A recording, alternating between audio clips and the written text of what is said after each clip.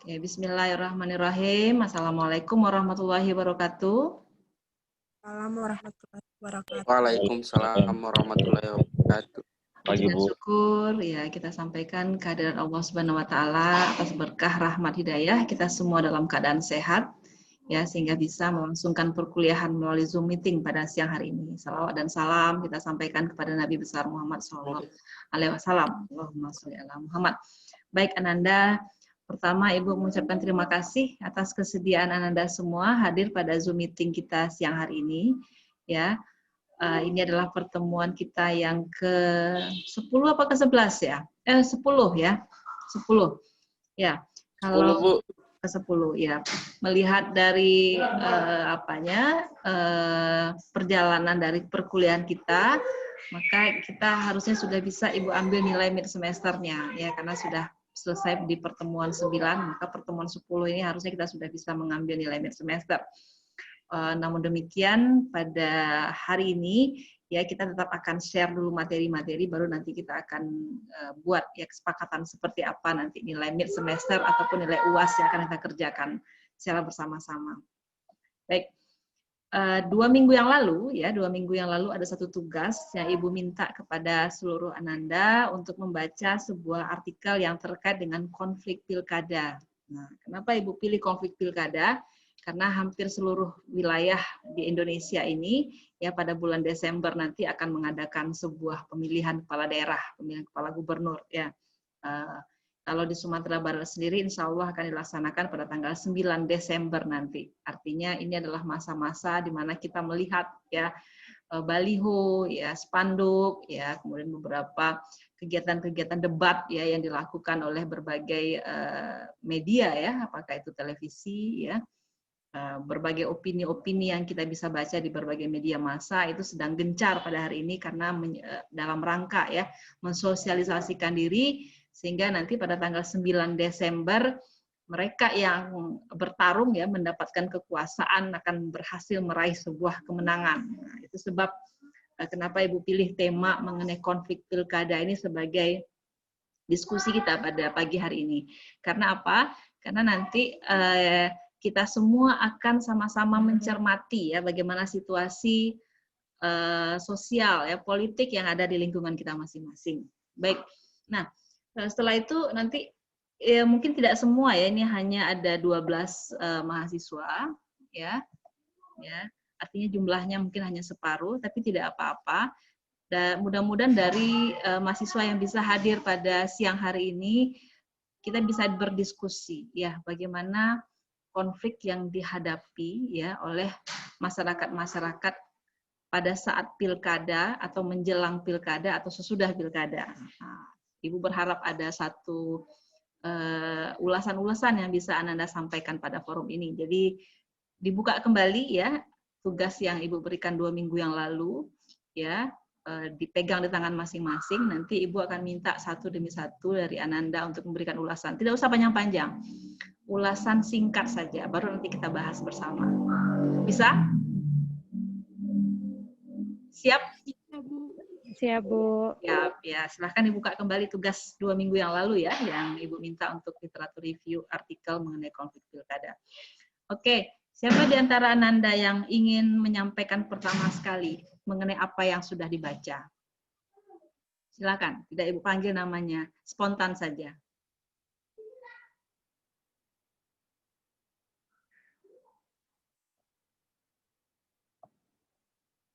Ada yang ingin menyampaikan untuk pertama sekali? Satu orang.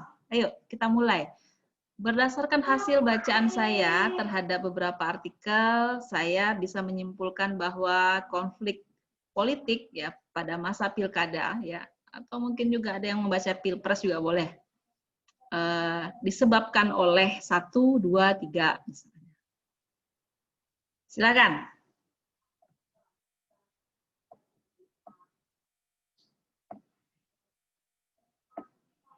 Juliane Bora bisa mulai? Boleh, Ibu. Terima kasih atas kesempatannya. Ya, silakan. Ya, jadi Ibu dan teman-teman, saya langsung saja. Sesuai dengan tugas review yang dibuat, ada beberapa hal yang didapat mengenai konflik pilkada dengan mengacu pada teori konflik itu sendiri. Yang pertama, konflik itu terjadi karena adanya rasa tidak puas dan tidak senang. Nah, itu jelas terlihat ketika pasangan calon gugur dalam tahap pencalonan, sehingga para pendukung dari pasangan calon tersebut ikut berargumen dengan tindakan yang kurang menyenangkan, atau bahkan ketidakpuasan pendukung ketika hasil perhitungan suara yang tidak jelas atau tidak dapat diterima oleh para pendukung. Yang kedua, ketidakpercayaan atau adanya rasa permusuhan antar kelompok di tengah-tengah masyarakat. Nah, ini juga dapat kita lihat ketika masyarakat mulai merasa bahwa janji-janji dari pasangan calon pilkada itu hanyalah janji palsu, sehingga kepercayaan masyarakat terhadap pasangan calon menjadi pudar. Dan ketika pasangan calon yang dianggap bahwa hanya memberikan janji palsu itu memenangkan pilkada, otomatis akan timbul rasa permusuhan terhadap pendukung pasangan calon yang menang itu. Nah, sehingga jelas akan terjadi hal-hal yang tidak diinginkan. Misalnya, keributan antar masyarakat yang pro maupun kontra terhadap pasangan calon yang menang, dan pada akhirnya dari keributan itu akan muncul tindakan kekerasan.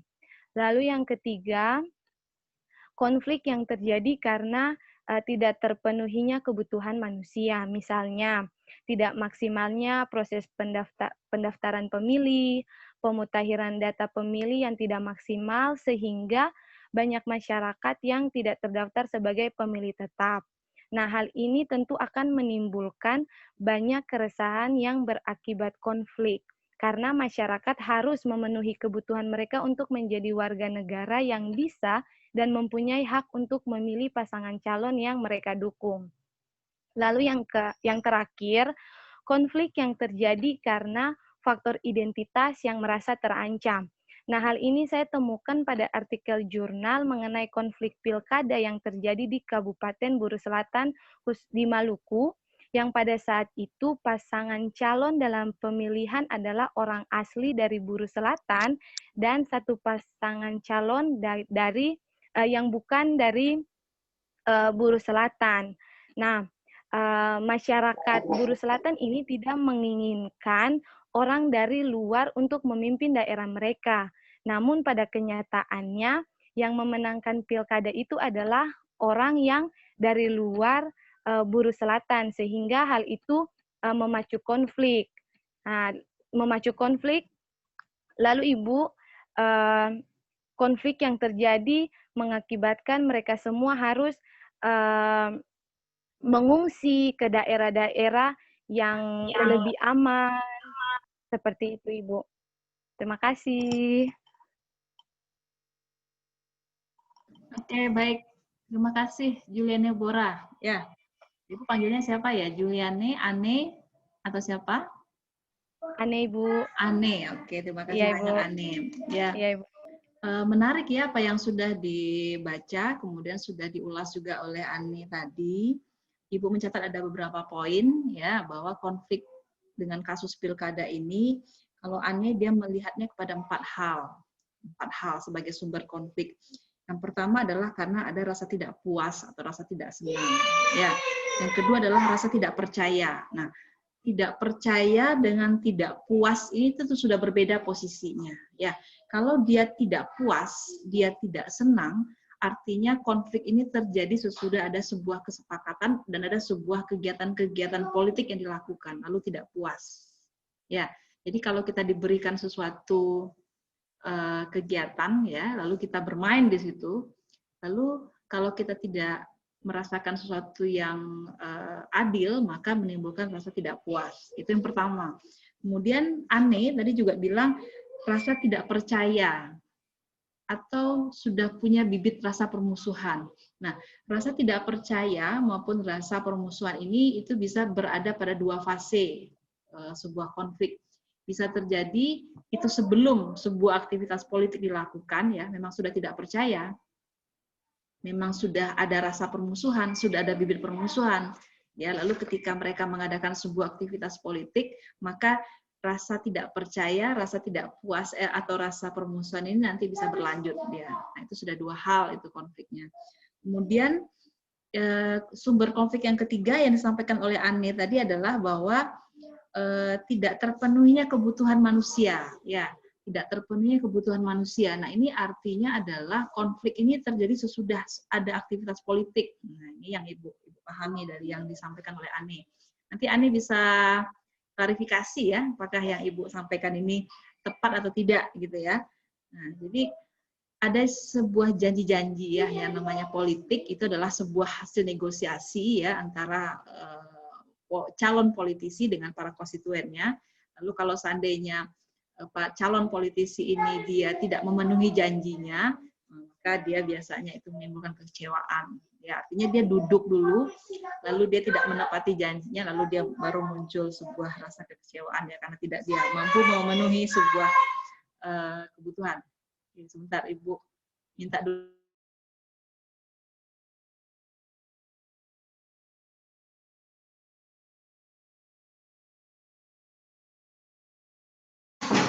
Oke ya. Kemudian yang menarik dari temuannya Anne adalah ada konflik yang disebabkan karena faktor identitas. Nah, kalau konflik disebabkan karena faktor identitas, itu berarti sebelum sebuah aktivitas politik dilakukan dia sudah muncul itu. Ya, dia sudah mengelompokkan dirinya dengan identitas kelompoknya masing-masing. Semakin kita bertarung ke sebuah arena politik, maka identitas ini akan semakin kuat. Jadi akan semakin kuat solidaritas kelompoknya. Nah, itu sebab sebuah konflik itu ciri-cirinya dia mengalami eskalasi konflik adalah apabila solidaritas berdasarkan identitas masing-masing itu semakin kuat. Dan akan semakin kuat lagi kalau kita sudah masuk ke dalam arena politik. Oke, baik. Terima kasih Anne atas apa yang sudah disampaikan. Silakan yang lain ingin menyampaikan pendapat dan gagasannya mengenai sumber konflik di pilkada atau di politik.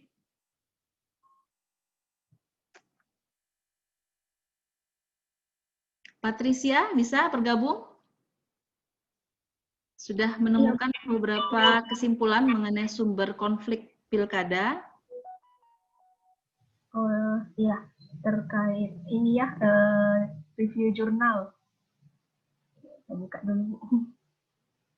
Oh ya, waktu saya mengerjakan tugas ini Bu, saya menemukan kalau ada beragam sebab konflik. Ada banyak macam antecedennya yang maksudnya saya kayak tidak terbayang begitu, kayak oh ternyata bisa ya konflik karena ini gitu. Yang pertama itu tentang konflik internal dalam suatu kelompok. Jadi ini ada jurnal tentang katanya ini ada satu partai gitu, baru di dalamnya ada konflik. Jadi konfliknya itu pada sesama anggota dari kelompok yang sama begitu. Jadi itu cukup cukup mengejutkan bagi saya karena saya pikir selama kita sudah berada dalam satu kelompok, saya membayangkan konflik itu akan setidaknya terminimalisir, tapi ternyata itu juga bisa jadi sumber konflik. Kemudian ada juga terkait ketidakpuasan yang muncul, baik maksudnya kayak terhadap pelaksanaan pilkada. Jadi entah itu ketidakpuasan terhadap paslon atau ketidakpuasan paslon terhadap hasil perhitungan suara, ya jadi seperti itu yang saya temukan ini.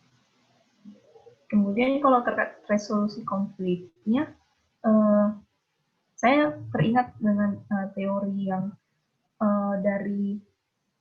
teori yang sosiologi klasik, kalau sumber-sumber konflik itu pada dasarnya adalah bawaan sifat manusia. Ya, dan itu terlihat sekali Bu di konflik pilkada karena manusia punya kebutuhan akan rasa aman, jadi mereka cenderung ingin ya mempertahankan kuasa, mereka terdorong untuk kayak mau berlindung begitu Bu. Jadi untuk menjamin rasa aman mereka rela untuk berkonflik. Kalau resolusi konfliknya dari ini 4 jurnal yang saya temukan, kebanyakan itu melalui mediasi, maksudnya seperti dibawa ke KPU, lembaga peradilan, ya seperti itu. Jadi mereka kayak butuh pihak ketiga untuk memediasi dua pihak yang sedang berkonflik. Terima kasih, Bu. Terima kasih Patricia. Berikutnya Muhammad Faik, silakan. Halo Bu, kedengaran? Ya. Ya, sebelumnya saya mohon maaf Bu kalau agak ribut karena lagi di kampus Bu, lagi ada kegiatan. Tidak apa. Ya. Mungkin saya akan membahas mengenai salah satu jurnal yang saya dapat itu yang Pilkada Serentak dari perspektif konflik yang disampaikan oleh Famila Kasmita Kusuma tahun 2018. Jadi dia katakan bahwa pilkada di Indonesia itu merupakan turunan dari pelaksanaan demokrasi di Indonesia yang pada dasarnya itu didesain untuk mentransformasi konflik yang tadinya berwujud kekerasan menjadi ke arah lebih persuasif atau ke bilik suara yang kayak yang dulunya kita kalau mau ambil kekuasaan itu melalui perang, melalui apa? Misalnya melalui pengambilan kekuasaan secara paksa. Jadi ditransformasikan yang tadinya kekerasan menjadi ke arah bilik suara, dari koersif menuju persuasif. Namun pada faktanya yang terjadi adalah konflik itu tetap terjadi. Maksudnya konflik kekerasan itu tetap terjadi dalam pelaksanaan pilkada dan kayak dapat diartikan, dia katakan bahwa dapat diartikan kayak pilkada Indonesia ini kayak sedikit gagal untuk membawa transformasi yang kita inginkan tersebut, yang tadinya kekerasan menuju ke lebih ke arah koersif, tapi yang faktanya bahwa tetapi ternyata ada terjadi kekerasan. Nah, hal ini katanya disebabkan oleh beberapa hal, misalnya pemilu di Indonesia yang berbasis pada preferensi individu, yang kayak hal ini kayak bermasalah karena masyarakat Indonesia yang sebenarnya mereka tidak pernah lepas dari kategorisasi sosial. Jadi mereka kayak tidak bisa memiliki hal individu karena mereka hidup berkelompok-kelompok, bersuku-suku dan segala macam. Ya, itu yang pertama. Terus yang kedua adalah logika pengelolaan elektoralisme di Indonesia yang dia memiliki logika pada winner take all. Jadi semua pemenang dari hasil pilkada akan mendapatkan semuanya dan kontestan yang lainnya itu dia tidak disisakan apa-apa seperti itu. Terus jadi mekanisme demokrasi yang tercipta itu seakan-akan kayak melegitimasi adanya kekerasan yang muncul akibat perbedaan-perbedaan yang sulit ditolerir antara pihak-pihak berkepentingan dalam arena demokrasi. Adanya pemutahiran, misalnya adanya pemutahiran data pemilih yang tidak maksimal, sehingga banyak ada beberapa warga yang tidak terdaftar sebagai pemilih tetap, itu menjadi kemungkinan akan lahirnya konflik dan protes gitu. Kekerasan yang terjadi akibat konflik ini pun juga menjadikan dalam beberapa kasus, misalnya kayak kantor pemerintahan, kantor KPU, Bawaslu turut menjadi korban, kayak menjadi korban daripada tindakan kekerasan yang dilakukan, seperti kayak dirusak dan segala macam. Nah, mekanisme resolusi yang disampaikan oleh jurnal ini adalah dia memiliki dua dimensi. Yang pertama, dimensi judicial settlement dan negosiasi untuk win-win solution. Jadi pelaksanaan mekanisme ini itu difasilitasi oleh lembaga-lembaga demokrasi formal seperti KPU dan lembaga peradilan. Namun seharusnya mekanisme ini hanya bisa berjalan. Namun mekanisme ini pun juga hanya bisa berjalan ketika elit politik berkomitmen untuk melaksanakan demokrasi secara penuh begitu. Itu mungkin dari saya, Bu. Terima kasih. Terima kasih, Faik. Mungkin satu lagi saja ya, nanti baru kita buka nanti pembahasan kita mengenai beberapa teori konflik untuk bisa membahas ini. Bisa Genbi Andi. Iya Bu, baik Bu, terima kasih atas waktunya. Dari hasil review jurnal yang saya baca itu Bu, saya bisa kaitkan dengan pemilihan kepala daerah 2018 di daerah saya, boleh Bu? Ya Bu, berhubung saya waktu 2018 lalu merupakan salah satu anggota panitia pemungutan suara untuk pemilihan kepala daerah di Kabupaten Kolaka. Di sini saya menemukan beberapa konflik. Yang pertama itu Bu, pernah konflik terjadi di sini tuh adanya demo karena tidak menerima bahwa pasangan calon yang mereka pilih itu tidak terpilih karena perbedaan selisih suara. Mereka pasangan calon nomor urut 1 yang terpilih menjadi bupati daerah Kolaka dan pasangan nomor urut 2 itu yang gugur. Dan pendukung pasangan calon nomor urut 2 itu tidak terima, artinya mereka tidak puas atas mereka tidak menang dari pemilihan ini, sehingga mereka melakukan demo bahwa mereka tidak menerima, kata mereka ada seperti kecurangan di balik semua itu. Karena perbedaan selisih suaranya itu sangat sedikit sekali, Bu, cuma beda koma kalau nggak salah waktu itu. Dan mereka juga kayak mengambil kesempatan bahwa ini kesalahan dari perekapan data pemilihnya yang tidak tepat, sehingga suara mereka berkurang. Nah, itu semuanya juga yang penyebab konfliknya. Terus biasanya juga yang penyebab konflik karena ketika terpilihnya suatu kepala daerah itu juga yang menyangkut, Bu, hidup mati suatu kelompok. Maksudnya ketika kelompok satu yang pasangan calonnya terpilih menjadi kepala daerah, maka hidup mereka itu bisa terjamin. Karena segala sesuatu, masalah urusan, administrasi segala macam, pasti akan sangat dimudahkan. Tetapi ketika kelompok dari pasangan calon yang gugur,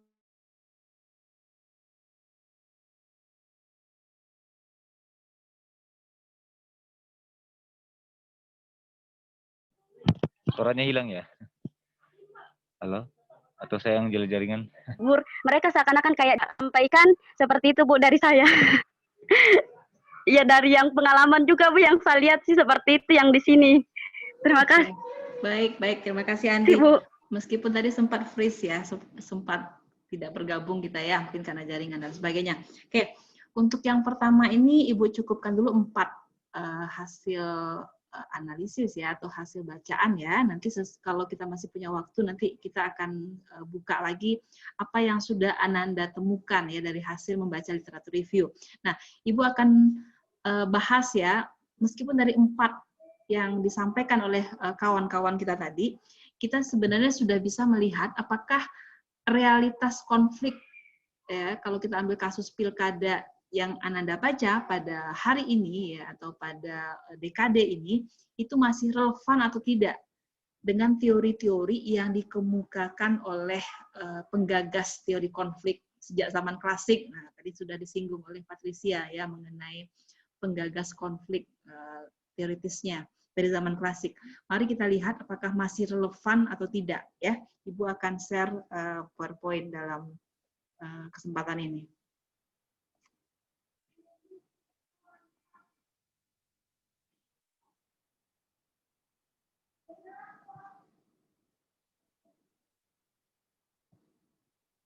Bisa dilihat Ananda? Bisa. Bisa, Bu. Oke, tadi Ibu sudah catat beberapa hal yang dikemukakan oleh Ane, oleh Patricia, oleh Muhammad Faik, dan oleh Andi ya. Dan menurut yang Ibu pahami, apa yang Ananda sampaikan itu sudah pernah dinyatakan oleh para teoritis konflik kita. Nah, mari kita lihat siapa saja mereka. Nah, pertama teori dulu ya. Apa itu teori? Teori itu ya, sebagaimana kita ketahui bersama, dia merupakan konsep. Dia merupakan kumpulan proposisi. Ya, dia di dalamnya ada definisi, dia ada variabel-variabel. Jadi kalau Ananda membaca sebuah teori, teori apapun itu, maka cepat ambil konsep apa yang dia sampaikan. Ya, kata kuncinya apa? Definisi apa yang hendak dia nyatakan, seperti apa variabel-variabelnya. Ya, nah kalau kita sudah menemukan ya dalam teori itu di situ ada konsepnya, ada proposisinya, ada definisinya, ada variabelnya, maka kita itu sudah separuh hampir memahami teori itu. baru memahami teori, ya.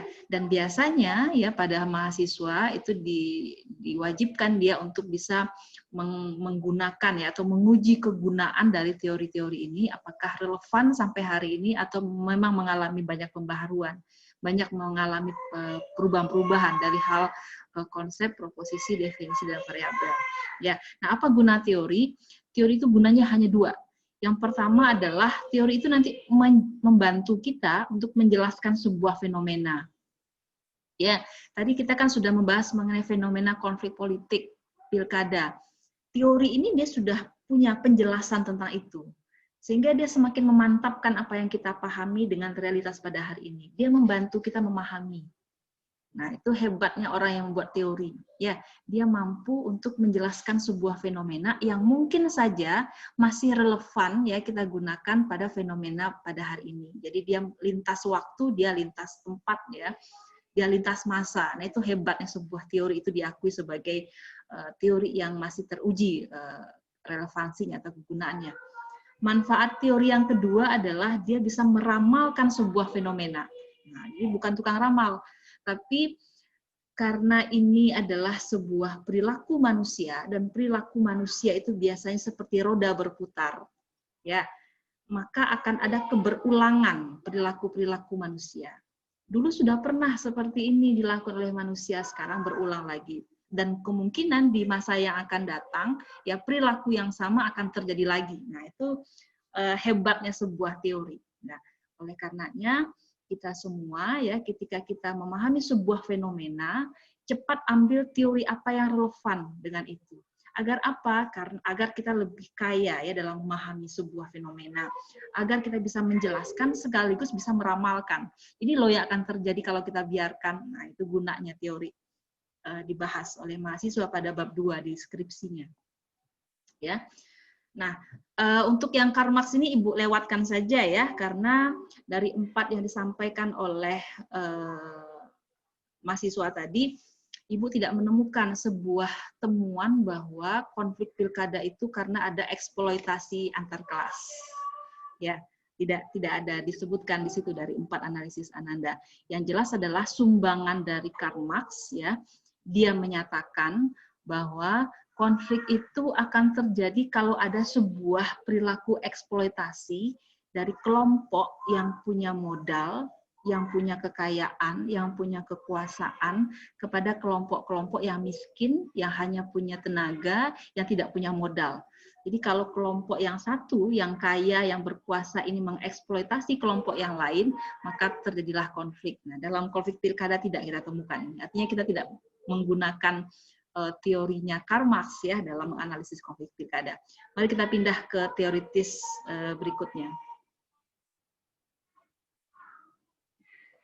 Oke, ini ada Emil Durkheim, ya. Nah, apakah teori Emil Durkheim ini bisa kita gunakan? Ya. Nah, sumbangan dari Emil Durkheim adalah bahwa dia memberikan pembagian 2 kelompok masyarakat. Ada kelompok masyarakat yang disebutnya sebagai masyarakat dengan tipe mekanik, ada kelompok masyarakat dengan tipe organik. Apa bedanya? Kalau mekanik, ya Anda bayangkan itu masyarakat yang ada di pedesaan. Ya, mereka masih memiliki sebuah kesadaran umum, ya, atau kolektivitas yang menjadi moral bersama, ya, yang menjadi panduan bersama. Jadi kalau di antara masyarakatnya itu masih punya norma-norma yang disepakati secara bersama dan mereka secara intens berinteraksi, maka itu kita kategorikan sebagai masyarakat tipe mekanik. Nah, beda dengan yang organik.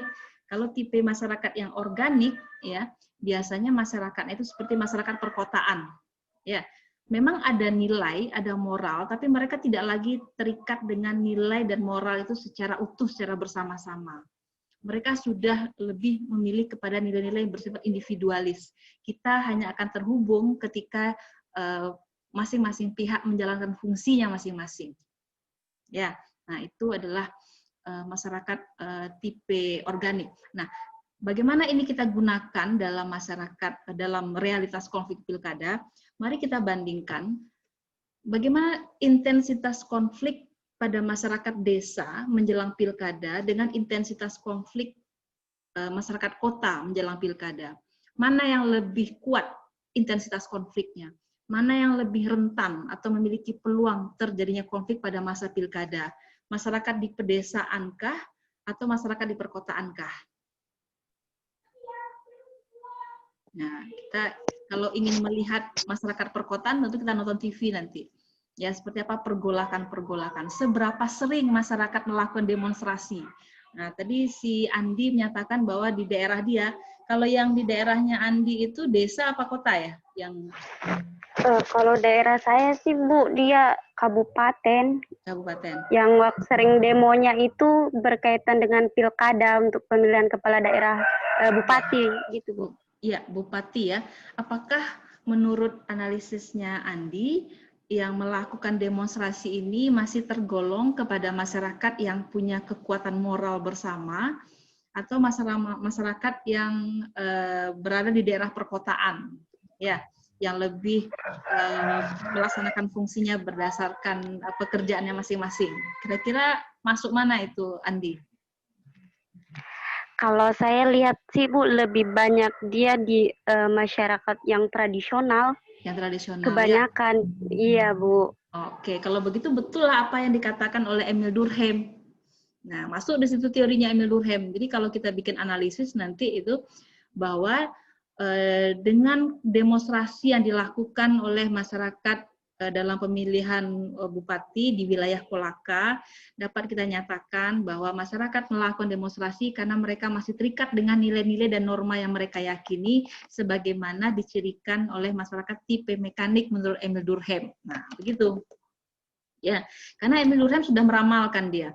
Kalau masyarakatnya itu ya semakin terikat dengan norma, semakin terikat dia dengan nilai-nilai, maka dia semakin punya peluang terjadinya konflik. Ya, mereka mau berjuang, mereka mau mempertahankan sesuatu karena ada nilai dan moral yang mengikat mereka bersama.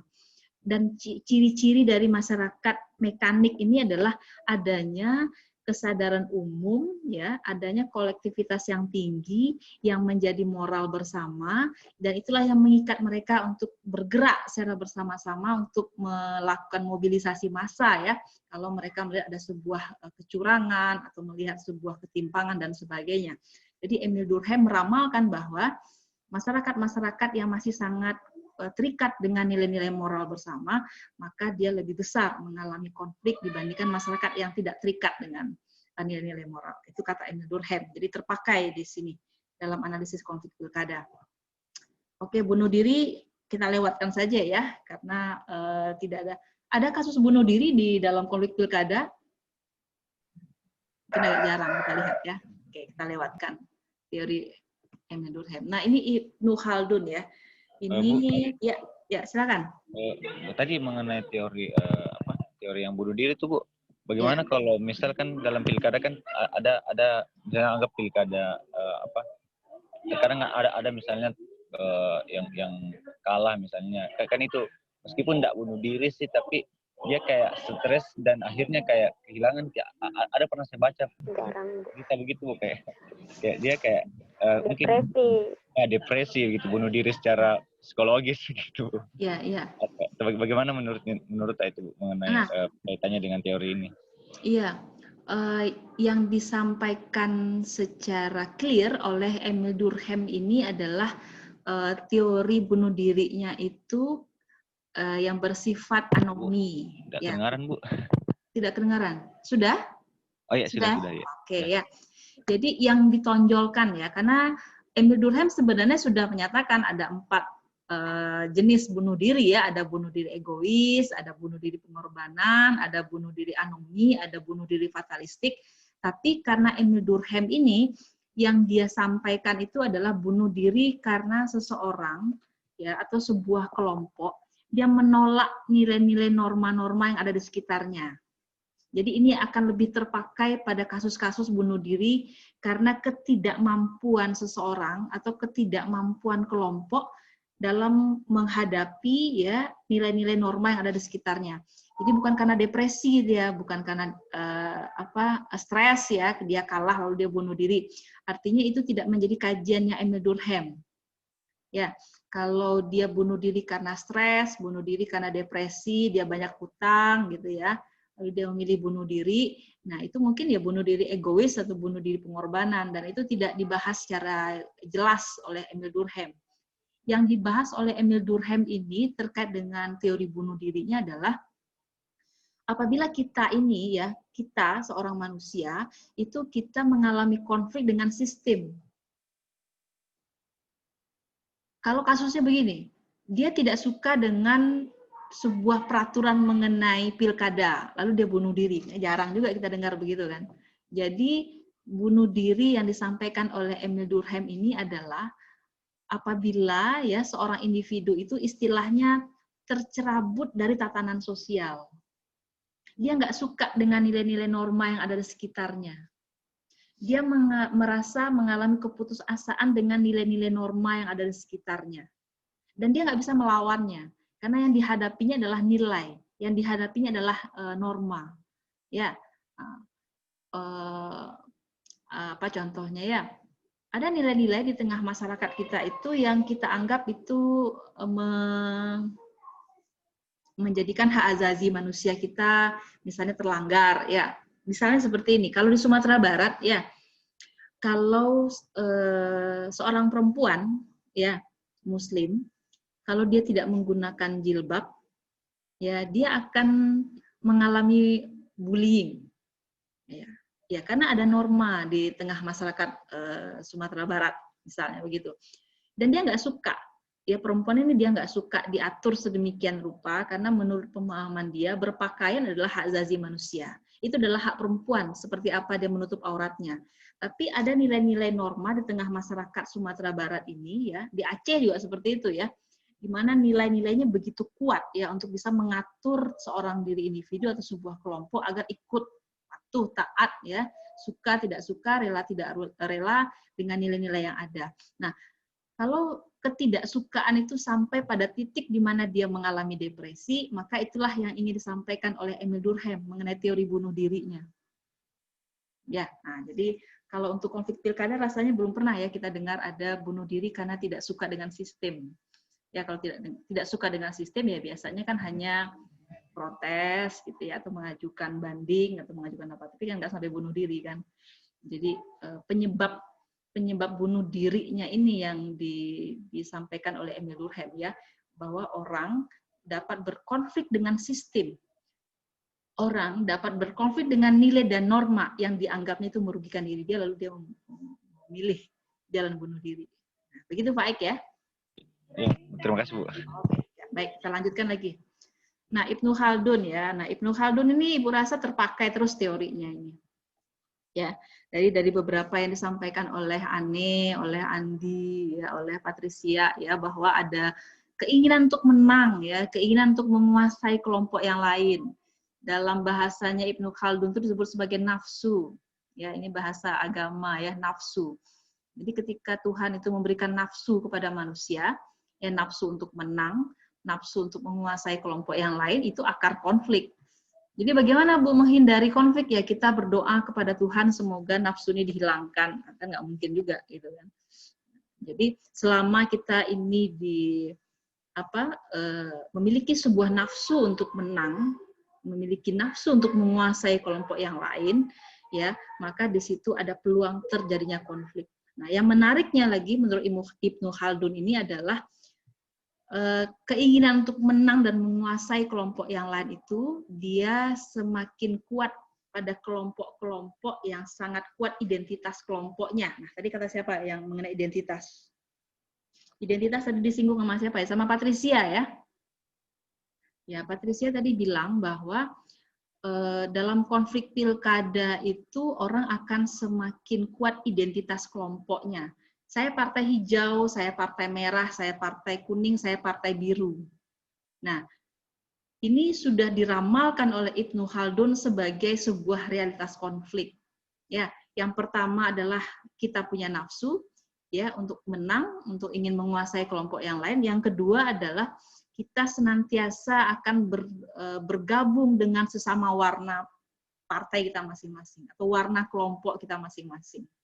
Ya, kita akan semakin memperkuat warna kita. Baik buruk warna kita nggak peduli lagi. Yang penting saya ada di warna itu. Kalau saya memang cinta dengan warna merah, ya saya cinta mati dengan warna merah. Saya akan bela mati-matian warna merah itu, gitu kan. Begitu juga dengan kelompok biru, kelompok kuning, dan kelompok hijau misalnya. Artinya Ibnu Khaldun sudah menyatakan bahwa kenapa bisa adanya konflik. Yang pertama adalah karena ada nafsu untuk menang dan menguasai kelompok yang lain. Yang kedua adalah kita selalu ingin menunjukkan identitas kita. Nah, bagaimana tuh Bu kalau ada yang suka pindah identitas? Ada yang tadinya merah sekarang jadi biru, ada yang dari biru jadi kuning, kemudian pindah lagi ke hijau. Nah, itu apa namanya itu dalam politik? Ya, yang suka pindah-pindah identitas. Nah, jadi sebuah kelompok yang menang ya menurut Ibnu Khaldun ya di tahun 1332 ini ya, kelompok yang menang adalah kelompok yang sangat kuat solidaritas internalnya. Oleh karenanya partai politik itu kalau ingin menang, langkah pertama yang harus dia lakukan menurut Ibnu Khaldun adalah memperkuat solidaritas internal kelompoknya. Apabila dia gagal ya memperkuat identitas internal kelompoknya, bagaimana dia bisa berhadapan dengan kelompok-kelompok yang lainnya? Maka kelompok yang akan menang adalah kelompok yang pasti kuat solidaritas internalnya, dan kelompok yang kalah adalah kelompok yang paling lemah solidaritas internalnya. Itu ramalannya Ibnu Khaldun ya. Yang masih bisa kita gunakan pada konflik pilkada pada hari ini. Ya. Nah, satu lagi kata kuncinya ya yang disampaikan oleh Ibnu Khaldun ini adalah loyalitas yang dimiliki para anggotanya untuk menjaga persatuan. Ya. Ananda bisa sebutkan mungkin ada tokoh politik yang dari awal sampai hari ini dia konsisten dengan warna merahnya. Ada kelompok yang dari dulu hingga sekarang dia konsisten dengan warna hijaunya. Ada kelompok yang dari dulu hingga sekarang dia loyal dengan warna birunya misalnya. Jadi kekuatan sebuah kelompok itu ya sangat tergantung kepada loyalitas yang dimiliki para anggota untuk menjaga persatuan mereka. Kalau seandainya persatuan mereka sudah mulai pecah ya atau sudah mulai dia keluar dari anggota kelompoknya, maka ke depannya kelompok itu tidak akan bisa memenangkan sebuah pertarungan politik. Nah, ini adalah ramalan dari Ibnu Khaldun ya, masih bisa kita pakai pada hari ini. Oke, ini Max Weber ya. Nah, Max Weber ini pasti sangat relevan dengan konflik politik. Karena apa? Karena dia sudah menyatakan ya bahwa manusia itu punya kepentingan alamiah, nah, katanya ya. Nah, apa itu kepentingan alamiah manusia? Yang pertama kita ingin kaya, kita ingin berkuasa, dan kita ingin dihargai. 3 hal kata Max Weber yang ingin kita dapatkan selama hidup di dunia ini. Ya, dan karena keinginan untuk kaya, berkuasa, dan dihargai ini ada dalam diri setiap individu ataupun dalam diri setiap anggota kelompok, maka terjadilah pertarungan, maka terjadilah kompetisi di dalamnya. Ya, maka akan ada nanti kelompok yang berhasil memenangkan kekuasaan, ada kelompok yang berhasil menjadi lebih kaya, ada kelompok yang berhasil menjadi lebih dihargai dibandingkan kelompok-kelompok yang lainnya. Ya, maka kalau sudah seperti itu, maka muncullah sebuah stratifikasi sosial. Ya, ada kita lebih hormat misalnya kepada anggota legislatif tertentu pada masa ini, ya karena dia memang lebih memiliki wewenang dan jabatan, dia lebih kaya mungkin dan dia lebih punya harga diri dan sebagainya. Itu akhirnya dia mendapatkan penghormatan pada suatu masa. Nah, yang menarik menurut Max Weber adalah ya, ketika orang ingin kaya, ketika orang ingin berkuasa dan ingin mendapatkan penghargaan, ada 4 cara, ada 4 tindakan sosial katanya Max Weber. Apa itu? Yang pertama adalah dengan menggunakan perhitungan matematika. Ya, ini Max Weber tahun 1800 dia sudah bilang ada 4 tipenya. Dan ini masih relevan pada hari ini. Ya, masih bisa kita lihat bagaimana kegunaan dari teori ini untuk menjelaskan bagaimana orang-orang mendapatkan kemenangan politik. Ya, yang pertama adalah dengan menggunakan perhitungan matematika. Ada banyak sekali lembaga survei sekarang yang dibayar oleh partai politik untuk menghitung. Ya, berapa kekuatan suara, misalnya jumlah suara yang dimungkinkan dia raup di daerah wilayah tertentu. Misalnya ada hitung-hitungannya, ada angka-angka statistiknya. Ya, kemudian cara yang kedua adalah dengan mempertimbangkan nilai moralitas. Ya, dengan mempertimbangkan nilai moralitas. Maka jangan heran ya, menjelang pilkada nanti para politisi itu akan menampilkan citra diri sebagai orang yang paling bermoral, sebagai orang yang paling bisa untuk memberikan contoh dan suri teladan. Akan banyak nanti sumbangan-sumbangan sembako, akan banyak nanti sumbangan baju dan sebagainya. Karena apa? Karena menurutnya Max Weber ya, sebuah kekuasaan ya, sebuah pengaruh atau ingin penghargaan itu bisa diperoleh apabila orang melihat dalam diri seseorang atau individu atau kelompok dia memiliki nilai-nilai moral. Ya, jadi nilai-nilai moral ini menjadi hal yang penting ya dalam politik di Indonesia untuk kita pilih atau tidak seseorang menjadi pemimpin kita nantinya. Kemudian yang ketiga kata Max Weber, ya dengan mempertimbangkan perasaan dan emosi. Ya, jadi kita memang terikat secara emosional dengan orang-orang tertentu. Kenapa pilih si A? Ya orang Padang itu ya. Atau mungkin kenapa pilih si A? Ya saya sama keyakinan dengan dia. Nah, itu kan emosional kita itu. Ada keterikatan emosional kita dengan politisi yang akan kita pilih pada pilkada nanti. Itu juga akan mempengaruhi seseorang untuk mendapatkan yang dia inginkan ya. Dan yang berikutnya menurut Max Weber, ya orang bisa mendapatkan kekayaan, kekuasaan dan harga diri tadi apabila dia punya garis keturunan. Nah, ini masih ada ini. Ya, kenapa si A dipilih? Yo, dulu saya segan dengan bapaknya, saya segan dengan leluhurnya, saya segan dengan garis keturunannya, ya. Jadi dia seperti mewariskan nilai-nilai atau kelebihan-kelebihan tertentu berdasarkan garis keturunan.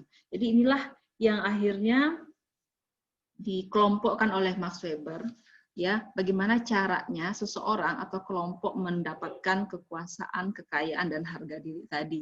Nah, mari kita lihat sekarang ya di pilkada di bulan Desember nanti si A itu lebih menggunakan tindakan sosial yang mana? Apakah dia dengan menggunakan perhitungan matematikanya, ya? Apakah dia lebih mengedepankan nilai-nilai moral yang dia miliki?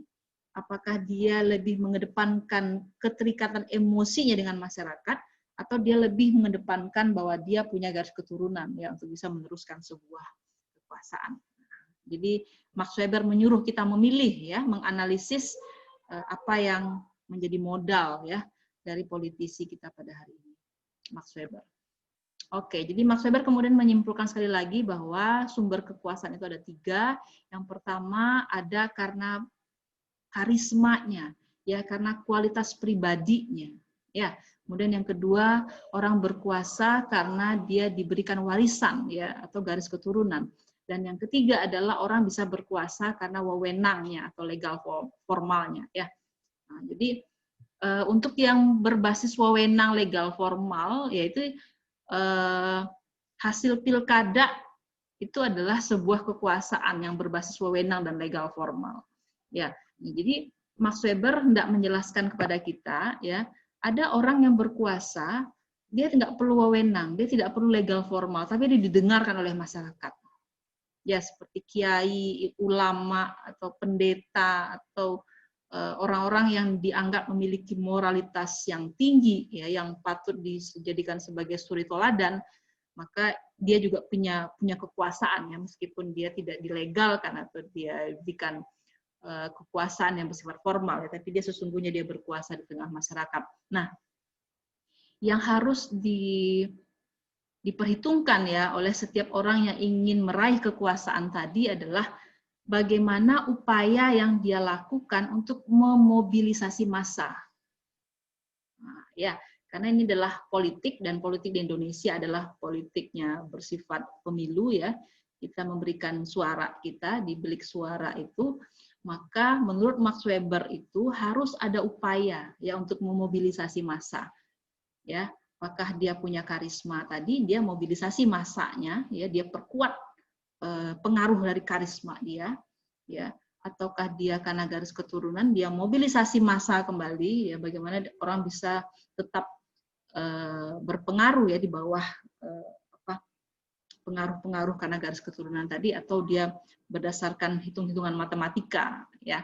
Nah, ketika orang mau mobilisasi massa, si A menggunakan karismanya, si B menggunakan warisan tradisinya, lalu si C menggunakan yang bersifat hukum atau bersifat matematis untuk memenangkan kekuasaan, maka inilah peluang ya terjadinya konflik. Ya, jadi ini menurut Max Weber. Jadi menganalisis konflik pilkada ini paling enak memang menggunakan teorinya Max Weber, karena dia sudah bisa mengidentifikasi, dia sudah bisa memilah-milah, dia sudah bisa mengelompok-mengelompokkan apa yang menjadi sumber kekuasaan seseorang atau kelompok untuk mendapatkan 3 hal tadi ya, kekuasaan, harga diri, dan kekayaan. Sampai di sini ada pertanyaan? Ada yang ingin nimbrung? Ada yang ingin menyampaikan pendapat? Silahkan.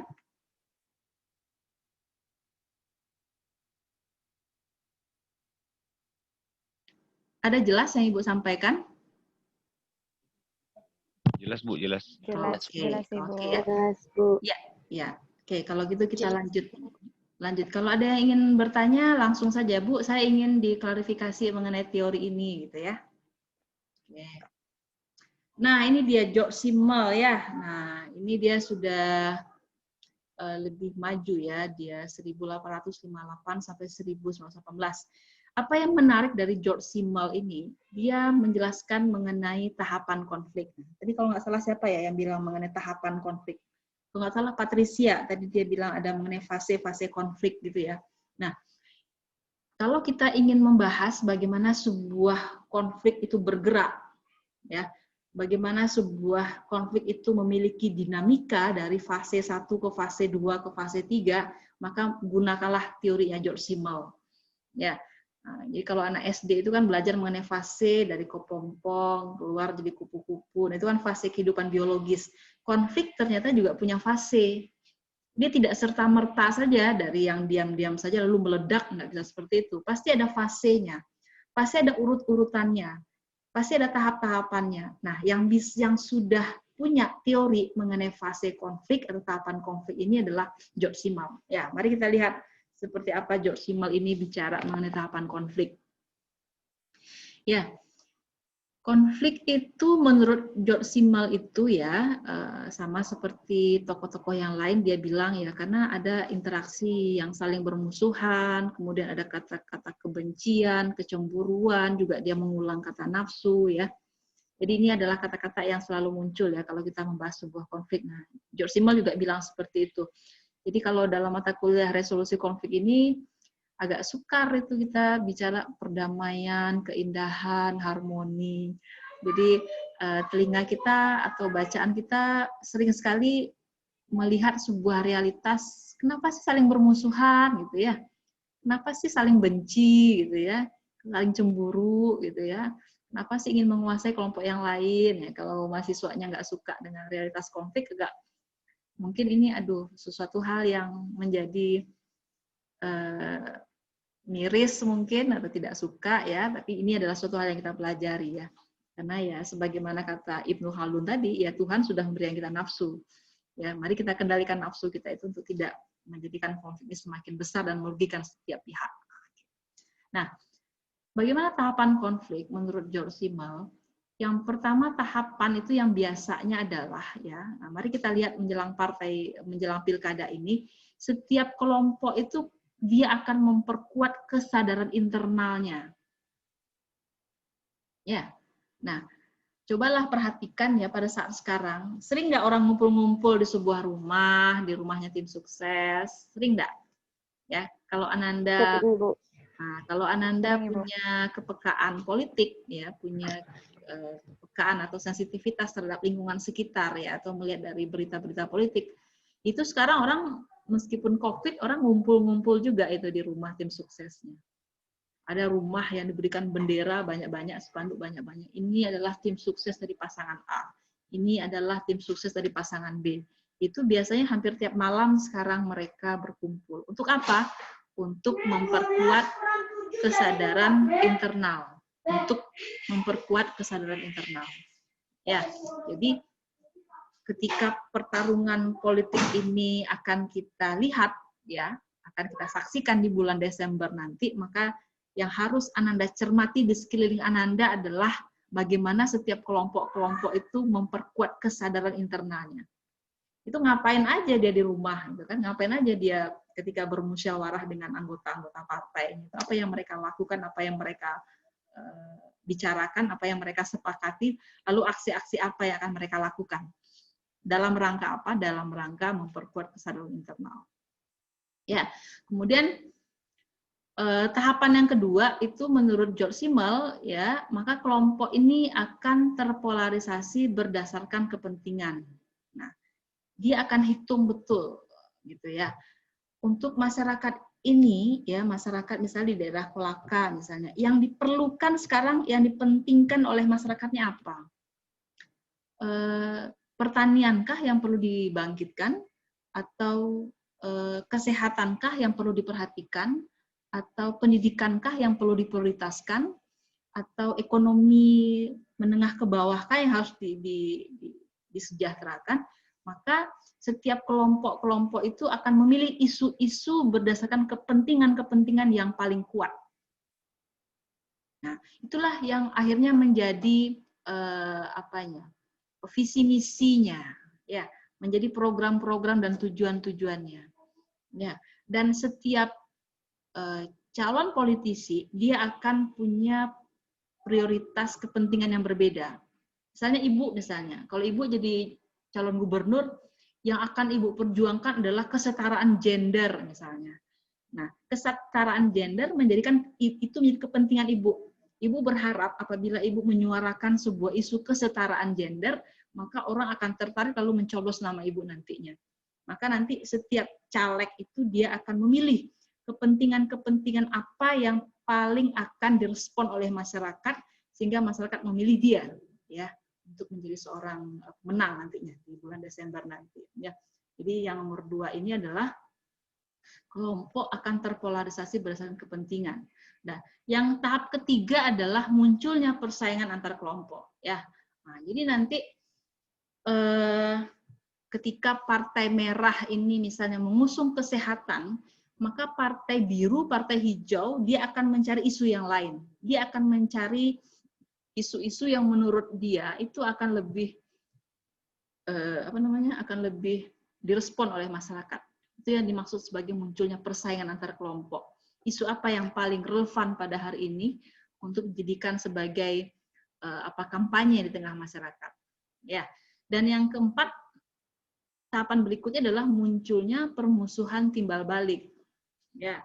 Nah, nanti jangan heran nanti saudara, ya, sudah muncul nanti black campaigns, ya, artinya beberapa oknum-oknum tertentu nanti justru memperlihatkan sisi-sisi negatif dari lawannya, ya, atau melakukan counter atau melakukan aksi-aksi tertentu yang itu menunjukkan sedang terjadi permusuhan timbal balik, ya. Dan jangan sampai terjadi yang nomor 5, ya, karena menurut George Simmel yang paling harus kita hindari, ya, adalah munculnya perilaku bermusuhan timbal balik. Janganlah sampai ada konflik bersifat kekerasan, ya, dalam arena pilkada kita.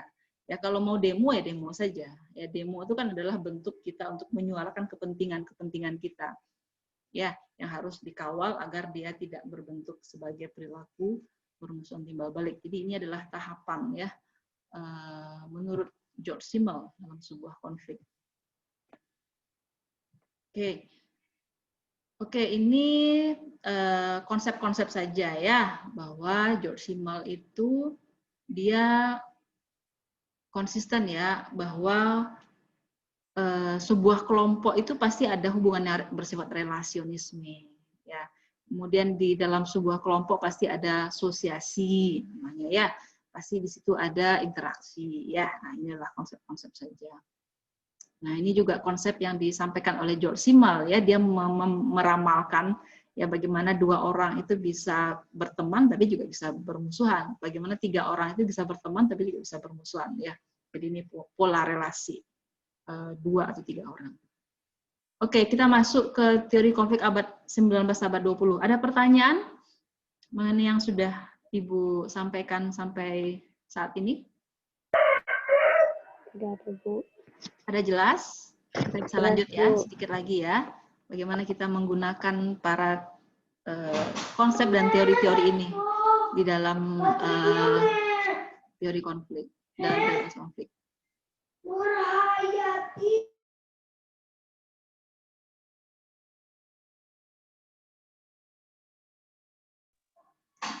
Oke, tokoh yang akan kita bahas di sini adalah namanya Ralph Dahrendorf ya. Nah, ini mungkin bagi yang sudah menulis atau membaca mengenai tokoh Ralph Dahrendorf ini, dia sangat populer ya untuk menganalisis sebuah realitas konflik, terutama konflik antar kelompok. Nah, ini juga relevan ya untuk melihat bagaimana pilkada nanti. Ya, nah menurut Dahrendorf ini ya bahwa dunia ini dipenuhi oleh relasi kelompok yang memaksakan kekuasaannya pada kelompok yang lainnya. Nah, jadi dia sudah melihat ini. Dunia ini penuh dengan kelompok yang bersaing ya. Dunia ini penuh dengan kelompok yang saling memaksakan kekuasaannya dengan kelompok yang lain. Ya. Nah, kapan kita melihat adanya pemaksaan? Kapan kita melihat adanya tekanan ya dari kelompok yang satu dengan kelompok yang lain? Itu ada dua kata kuncinya. Kalau seandainya ada kontrol ya atau ada sanksi di situ. Kalau ada kelompok yang mengontrol kelompok yang lain atau yang mengawasi kelompok yang lain ya atau memberikan sanksi bagi kelompok yang lain, itu artinya di situ ada konflik antar kelompok. Tapi kalau seandainya dua kelompok ini tidak ada saling pengawasan atau tidak saling memberikan sanksi, maka tidak ada konflik di situ. Maka konflik itu hanya terjadi pada kelompok-kelompok yang dimana yang satu menguasai yang lain, yang satu mengawasi yang lain, dan yang satu memberikan sanksi atau menjatuhkan sanksi pada yang lain. Maka di situ munculnya konflik. Karena apa? Karena kita nggak suka diawasi sama orang lain. Karena kita nggak suka dijatuhi sanksi sama orang lain. Ya, kita selalu ingin merdeka, kita selalu ingin independen, kita selalu ingin melakukan segala sesuatu sesuai dengan keinginan kita. Jadi ketika ada kelompok atau ketika ada pihak lain yang mengawasi kita, ya, yang memperhatikan tindak tanduk kita dan memberikan sanksi kepada kita ketika kita tidak ikut aturan, maka di situ ada peluang konflik. Ini menurut Dahrendorf. Ya, nah, apakah pihak yang diawasi ya atau yang diberikan sanksi ini akan diam saja? Tidak. Dia akan melakukan perlawanan. Dan menurut Dahrendorf juga bahwa perlawanan yang dilakukan oleh kelompok-kelompok yang sedang tidak berkuasa ini, dia tidak akan mengenal kata menyerah. Ya hari ini mereka boleh kalah. Ya, 4 tahun yang lalu mereka boleh kalah di pilkada. Tapi pada tahun ini saya harus memenangkan pertarungan politik. Jadi dia tidak akan berhenti memenangkan pertarungan politik itu. Ya, itu yang disebut sebagai tidak mengenal kata menyerah ya. Nah, kenapa? Karena pada kelompok yang sedang mengalami konflik selalu muncul pemimpin-pemimpin yang memiliki keberanian. Selalu ada pemimpin-pemimpin yang memiliki ideologi yang kuat. Selalu ada anggota kelompoknya yang loyal. Nah, jadi konflik politik itu baru bisa mengalami dinamika atau akan mengalami keberlanjutan, ada syaratnya, kata Dahrendorf ini. Yang pertama adalah kalau punya pemimpin yang berani. Yang kedua adalah kalau pemimpin yang memiliki ideologi politik. Yang ketiga adalah adanya iklim kebebasan dalam berorganisasi. Dan yang keempat adalah memiliki anggota-anggota yang berkomitmen dan intens dalam berkomunikasi. Kalau 4 syarat ini sudah ada, maka persaingan antar kelompok akan terus hidup sepanjang masa. Ya, dan ini harus ada. Kalau nggak ada dinamika dalam kehidupan politik kita. Kalau hari ini kelompoknya Presiden Amerika Serikat itu kalah, ya, nah maka di periode yang berikutnya maka Joe Biden dia harus menang, gitu ya. Jadi selalu ada persaingan di situ di antara dua kelompok pada pemilihan Presiden Amerika Serikat. Ya, nah karena apa? Karena di situ ada pemimpin yang berani, ada pemimpin yang memiliki ideologi politik, adanya kebebasan dalam berorganisasi, dan adanya anggota-anggota yang memiliki komitmen ya dan loyalitas serta intensitas berkomunikasi. Kalau syaratnya kurang, kata si Dahrendorf ini, ya nggak cukup kuat dia untuk memenangkan pertarungan politik. Jadi pertarungan politik antara kelompok yang menang sekarang dengan yang kalah sekarang, ya dia harus cukup syaratnya, ya untuk bisa kembali memenangkan, agar tidak lagi mengalami kekalahan. Ya, jadi ini Pak relevan ya untuk kita lihat bagaimana ya setiap kelompok di partai politik itu berusaha untuk bisa memenangkan ya pertarungan yang sebelumnya belum mereka menangkan. Ya. Nah, ini ada beberapa dinamika menurut Dahrendorf ya, bahwa kelompok yang tadinya kalah ya kan mereka memiliki sebuah kekecewaan. Nah, kekecewaan itu ya itu baru bersifat semu katanya. Itu harus dibikin real. Nah, bagaimana cara mengubahnya menjadi real kekecewaan kita yang sudah kalah tadi? Perlu ada seorang pemimpin katanya. Perlu ada seorang pemimpin yang membangkitkan semangat ya untuk bisa berjuang ya lepas dari kekalahan. Ya, untuk bisa menciptakan kelompoknya menjadi pemenang pada pemilu berikutnya ya. Jadi ini adalah konsep yang disampaikan oleh Dahrendorf. Oke, ini yang terakhir ya, ada Lewis Kosser ya. Lewis Kosser ini dia seorang pakar konflik yang dia membagi-bagi tipe-tipe konflik ataupun jenis-jenis konflik ya. Nah, ini dia. Apa yang disumbangkan oleh Lewis Kosser? Menurut Lewis Kosser ada dua tipe konflik. Ya, yang pertama ada konflik yang bersifat realistis dan ada konflik yang bersifat non-realistis. Mana yang paling berbahaya? Menurut Lewis Kosser, dia meramalkan, ya dia menjelaskan bahwa konflik yang bersifat non-realistis itu lebih sulit diselesaikan.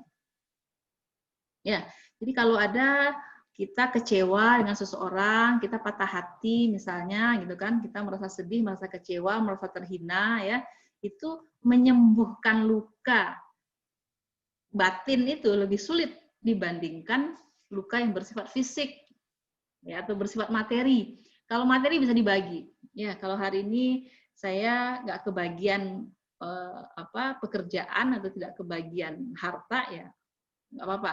Tapi kalau harga diri saya yang diinjak-injak, nah itu lebih sulit untuk mengobati lukanya. Dan menurut Lewis Kosser ya, konflik yang bersifat non-realistis tadi, yang bersifat harga diri atau identitas, itu lebih sulit diselesaikan. Oleh karenanya jangan sampai kita menyinggung perasaan orang lain. Jangan sampai kita merendahkan harga diri orang lain. Karena luka batin lebih sulit disembuhkan. Nah, ini sudah diramalkan oleh Lewis Kosser.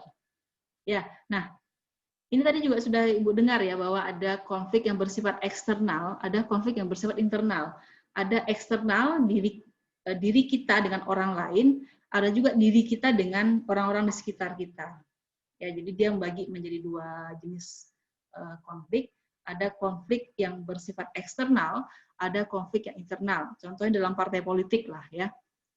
Kalau konflik eksternal artinya antara partai merah dengan partai biru misalnya. Tapi kalau konflik internal itu di dalam partai merah itu sendiri atau di dalam partai biru itu sendiri. Ya, namun demikian ya, konflik yang bersifat eksternal dia memiliki fungsi positif kata Lewis Kosser. Apa fungsi positifnya? Yakni dia bisa memperkuat identitas serta meningkatkan partisipasi kelompok. Nah, itu fungsi positif kalau kita mengalami konflik eksternal. Ya, nah apa fungsi dari konflik internal? Konflik internal itu fungsinya adalah agar kita bisa menghasilkan sebuah refleksi ya terhadap penyimpangan dari anggota kelompok kita sendiri. Ya, jadi kalau kita berantem sama adik kita ya, kita bisa refleksikan diri sebenarnya. Kenapa adik bisa marah? Kenapa kakak bisa marah? Kenapa kita bisa berantem? Mari kita introspeksi diri kita masing-masing. Ya, tapi kalau kita berantem sama tetangga kita, nah, itu biasanya lebih memperkuat solidaritas dalam keluarga. Nah, begitulah kira-kira ya fungsi konflik eksternal dan internal menurut Lewis Kosser. Ya, sedikit lagi. Nah, ini Lewis Kosser juga memperkuat kembali ya konsep mengenai fungsi positif konflik. Jadi konflik itu ada fungsi positifnya. Ya, sekali lagi dia mengingatkan bahwa konflik itu bernilai positif apabila tidak menyertakan nilai-nilai dan prinsip dasar atau non-realistis. Jangan sampai kita menghina keyakinan seseorang. Jangan sampai kita menghina identitas seseorang. Jangan sampai kita menghina ideologi seseorang. Ya, itu kalau sudah memasuki ranah yang bersifat non-realistis, maka konfliknya sudah bersifat negatif, tidak lagi positif. Itu kata Lewis Kosser. Ya, nah jadi konflik itu juga harus diekspresikan dengan sewajarnya. Jadi kalau sudah melebihi batas kewajaran, maka konflik tidak lagi bersifat positif. Konflik itu sudah bersifat negatif. Ya, tapi konflik juga harus diekspresikan ya ketika terjadi penyimpangan dari tujuan. Jadi jangan diam saja. Ya, kalau seandainya ada sebuah kesalahan, ya, ada sebuah penyimpangan, ada sebuah tindak tanduk yang melanggar ketentuan, apakah itu ketentuan agama, ketentuan hukum, ketentuan norma sosial, lalu kita diam saja, maka konflik itu sebenarnya tidak lagi berfungsi sebagai hal yang positif. Jadi kalau kita melihat sebuah penyimpangan terhadap nilai agama, nilai moral, nilai hukum, ya, atau nilai adat misalnya, itu harus kita sampaikan, meskipun resikonya kita berkonflik dengan mereka. Karena kalau kita meluruskan sesuatu yang menyimpang, konflik yang kita ciptakan itu justru bersifat positif. Kita meluruskan sesuatu yang salah. Ya, oke.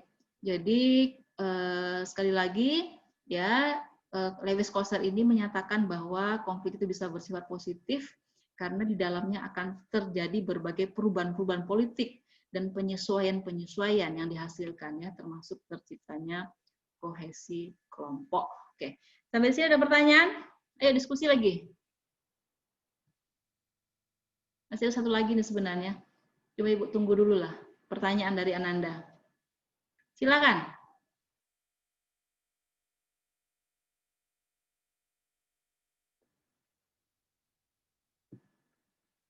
Satu tokoh lagi nih ya, satu tokoh lagi.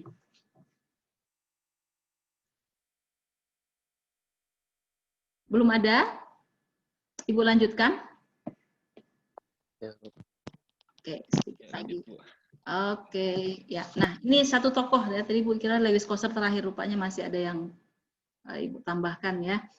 Ini ada Ottomar J. Bartos dan Paul Wern ya, Bartos dan Wern. Kita sering lihat teori yang mereka sampaikan itu di berbagai analisis skripsi ataupun tesis konflik ya. Nah, menurut mereka berdua, ya, konflik itu terjadi ketika para pihak menggunakan perilaku konflik melawan satu sama lain. Ya, jadi kalau kita tidak menggunakan perilaku konflik, ya nggak terjadi konflik, gitu ya. Kalau kita mengekspresikan naluri permusuhan kita, ya maka terjadilah konflik. Ya. Nah, kenapa sih kita harus menunjukkan perilaku konflik atau kita harus mengekspresikan naluri permusuhan? Ya, karena kita punya tujuan. Saya punya tujuan, dia punya tujuan, ya. Lalu kita menggunakan perilaku konflik. Lalu kita memperkuat naluri permusuhan kita. Ya sudah, konflik itu kata si Bartos sama si Wern ini ya. Nah, kedua tokoh ini dia menyatakan terdapat dua jenis perilaku konflik. Ya, ini sudah ada tadi kosakata ini disebutkan oleh si Muhammad Faik ya. Ada koersif, ada non koersif. Apa sih artinya koersif dan non koersif ini? Kalau koersif itu artinya dia memaksa pihak lawan melakukan sesuatu yang tidak ingin dilakukannya, baik secara fisik maupun secara ancaman atau intimidasi. Itu namanya koersif. Kita paksa orang lain, ya, padahal orang lain itu nggak mau dipaksa, ya, maka itu bentuk perilaku konflik. Jadi kalau kita paksa orang lain, ya, lalu orang lain itu tidak mau melakukannya, lalu kita pukul dia atau kita ancam dia, itu contoh perilaku konflik yang koersif. Ya, itu. Nah, kenapa sih orang melakukan perilaku koersif ini? Ya, tujuannya adalah untuk menghentikan pihak lawan, untuk meneruskan kepentingan-kepentingan. Jadi menghentikan ya, menghentikan lawan untuk meneruskan kepentingannya. Ini bukan konflik, tapi kepentingannya. Ya. Nanti kita lihat apakah dalam pilkada nanti terdapat gejala-gejala perilaku konflik koersif. Apakah terdapat ancaman? Apakah terdapat konflik fisik di situ? Ya, Apakah terdapat gejala-gejala kelompok A, kelompok B itu melakukan perilaku konflik yang bersifat koersif? Mari kita cermati bersama. Ya, kalau ya, berarti apa yang disampaikan oleh Bartos dan Wert ini terjadi, ya. Nah, kenapa sih kita mengancam orang lain, ya? Kenapa sih sebuah kelompok mengancam kelompok yang lain? Ya, tujuannya adalah agar dia menekan lawan, ya, agar menurunkan keinginannya mencapai tujuan. Ya, biasanya perempuan itu ya, kenapa dia itu tidak maju terus dalam dunia politik, ya karena dia tidak kuat menghadapi threat coercion ini, ya, tekanan-tekanan yang bersifat intimidasi psikologis. Ya, usaha-usaha untuk melemahkan perempuan-perempuan itu biasanya efektif itu dengan menggunakan ancaman-ancaman, ya.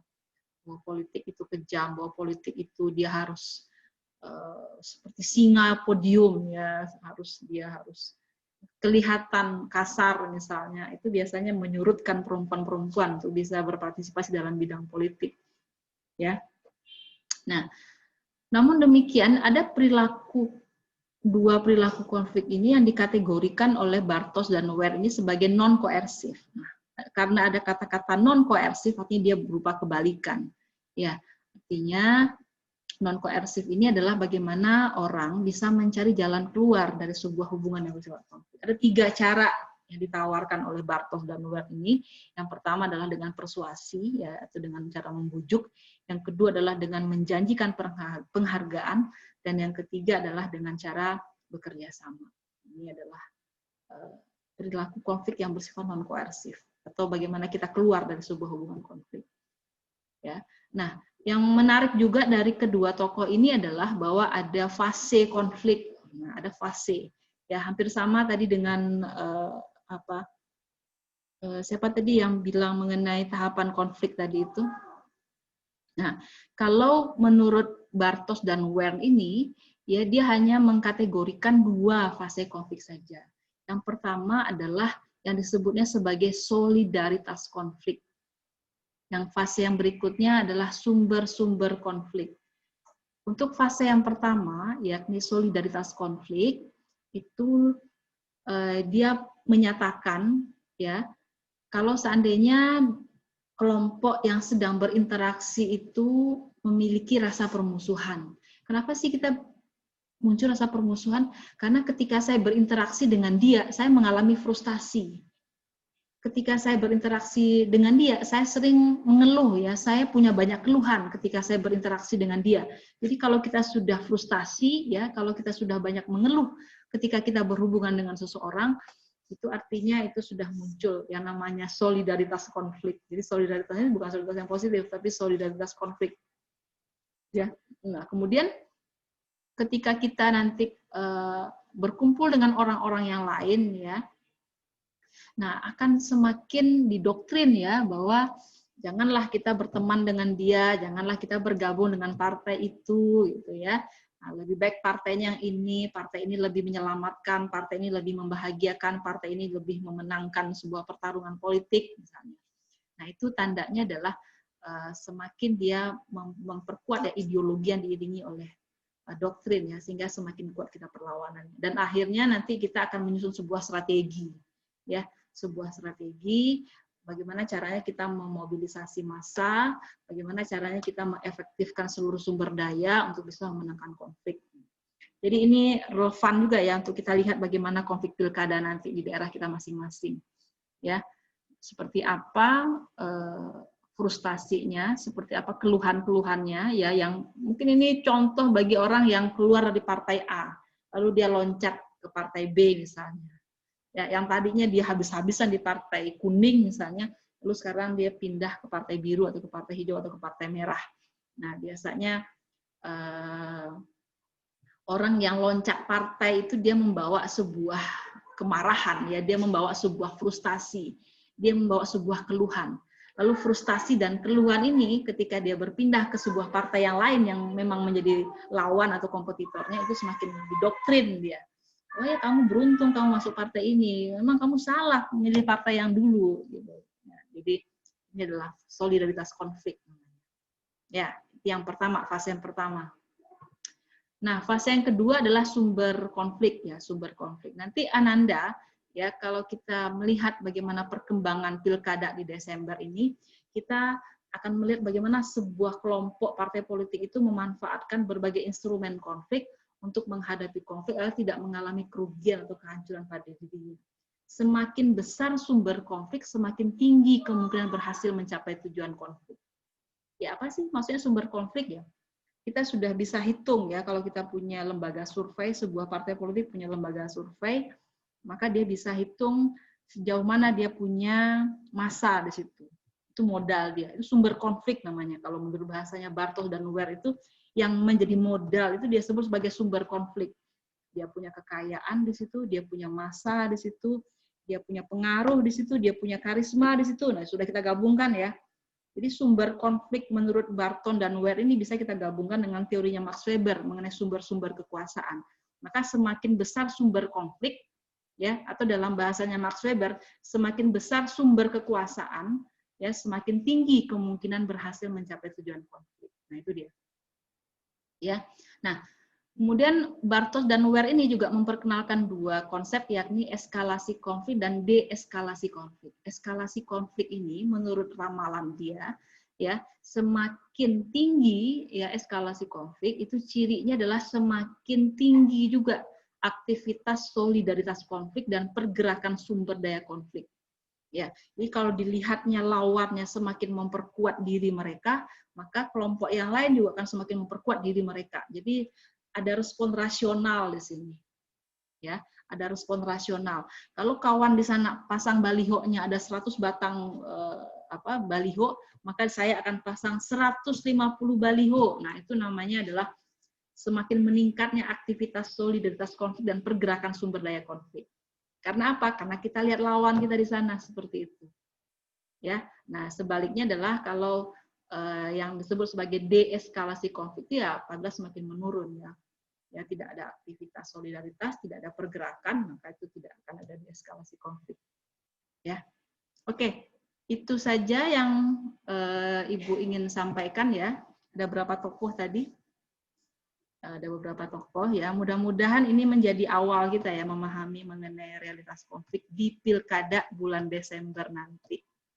Jadi modal kita untuk bisa menjelaskan, untuk bisa meramalkan sebuah realitas konflik. Silakan kalau ada pertanyaan. Sekarang sudah pukul 12, mungkin 15 menit ke depan kita bisa diskusikan lebih lanjut mengenai teori konflik ini. Silakan. Jelas. Ya, dia akan semakin jelas kalau kita gunakan ya. Jadi teori itu tidak untuk dihafal. Ya, Ibu saja nggak hafal. Ibu kalau disuruh menghafalkan teori juga kadang-kadang tepat, kadang-kadang tidak tepat. Yang paling harus kita lakukan dalam menghadapi teori itu adalah kita gunakan dia. Kita gunakan. Kita lihat penjelasan logika hubungan sebab akibat dari sebuah teori, lalu kita lihat fenomena yang ada di sekitar kita, lalu kita satukan. Nah, itu gunanya kita belajar teori. Nah, yang akan Ibu minta kepada Ananda semua adalah mencermati ya realitas konflik atau realitas harmoni ya menjelang pilkada, dan itu Ibu akan jadikan sebagai nilai mid semester, bahkan mungkin nilai UAS di wilayah masing-masing. Ya, Bu, jadi mulai ini sekarang sudah lewat pemilihan. Sudah lewat ya? Iya Bu, 2018. Yang tahun 2020 ini enggak ada Bu, dia kan 5 tahun ke depan, jadi 2018 sampai 2023 kalau tidak salah itu Bu. Oke, ya. Bagi Ananda yang di wilayahnya sudah tidak ada pilkada ya, berarti nanti kita carikan saja ganti tugas UAS-nya ya. Kita carikan. Iya Bu, baik. Ya. Terima kasih Bu. Ya, kira-kira ada di wilayah Ananda yang berbeda mungkin ininya masa pilkadanya? Kalau sejauh ini Bu, belum ada yang saya tahu kalau untuk daerah Sulawesi Tenggara. Oh iya. Karena yang tahunya ya itu juga waktu 2018 masuk pilkada serentak juga, kalau tidak salah waktu itu karena ada beberapa daerah yang memang bersamaan juga pilkadanya waktu itu Bu. Oke. Ya. Bisa, bisa kalau tidak ada realitasnya, artinya tidak bisa observasi ya. Bisa juga nanti menggunakan sumber belajar yang lain ya. Jadi untuk analisis konflik politik ini bisa kita gunakan berita, kita bisa gunakan media, kita bisa lihat bagaimana Instagram, bagaimana Facebook, untuk melihat bagaimana konflik-konflik yang terjadi ya di pilkada pada tahun ini. Jadi tenang saja Andi, ya kalau tidak ada realitas yang bisa diobservasi secara langsung di daerahnya, ya kita gunakan sumber belajar yang lain ya untuk melihat bagaimana konflik politik. Ada yang lain? Bu, saya nggak ada juga nih Bu, di daerah saya nggak ada pilkada Bu tahun ini gitu. Ada? Ya, Bu, saya juga Bu, daerah Sumatera Utara juga Bu, kemarin sudah lewat tahun Sudah. 2019 pemilihan bupatinya sudah selesai pada bulan Maret itu. Oh iya. Pemilihan gubernur juga ya kemarin ya? Iya, iya, serentak kemarin. Ya, ya. Daerah yang lain ada? Di Maluku juga, Bu. Di Maluku juga. Wah, kalau seandainya banyak daerah yang anggota mata kuliah ini ya yang tidak bisa mencermati bagaimana realitas konflik politiknya ya, ya artinya bisa kita rubah nanti seperti tema apa yang bisa kita usung bersama. Ya. Oke. Kalau yang lain berarti ada ya? Kalau di daerah yang lain selain Andi, selain Wiryadi, berarti bisa melakukan observasi terhadap realitas politik. Saya Bu juga dari daerah Kolaka Utara, Sulawesi Tenggara. Oh iya, sama tadi ya, sama Andi, sama Wiryadi ya? Ya Bu. Sama, oke. Yang lain? Kalau Makassar ada Bu, ada. Tahun Di Makassar ini, ada. Desember ini ada. Iya, Desember ya. Berarti sama, Sumatera Barat juga Desember. Berarti nanti Muhammad Faik bisa ya, mulai sekarang cermatilah ya, cermati bagaimana pergerakan politik di daerah kita masing-masing untuk nanti kita report ya, kita report dalam sebuah ulasan apakah ada ciri-ciri atau gejala-gejala terjadinya konflik atau justru bisa harmonis ya. Jadi dia kan bisa ada dua kemungkinan. Bisa terjadi konflik, bisa tidak terjadi konflik. Kalaupun konflik dia seperti apa eskalasinya? Ya, apakah itu hanya berbentuk pengelompokan kelompok atau pembentukan solidaritas internalnya atau dia sudah menunjukkan perilaku bermusuhan, itu kita bisa analisis nanti ya. Oke, yang lain bagaimana?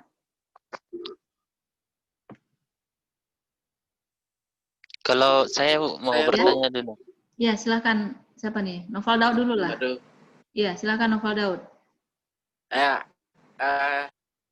Terima kasih, Bu. Ya. Saya di sini bukan untuk bertanya, tapi saya di sini melihat ataupun terjadinya konflik-konflik sebelum pemilihan kepala daerah tanggal 9 Desember 2020 ini, Bu. Jadi di daerah saya itu, daerah Provinsi Gorontalo, ada 3 daerah yang akan melaksanakan pemilihan kepala daerah. Dan saya tinggal di salah satu daerah yang akan melaksanakan pemilihan kepala daerah tersebut.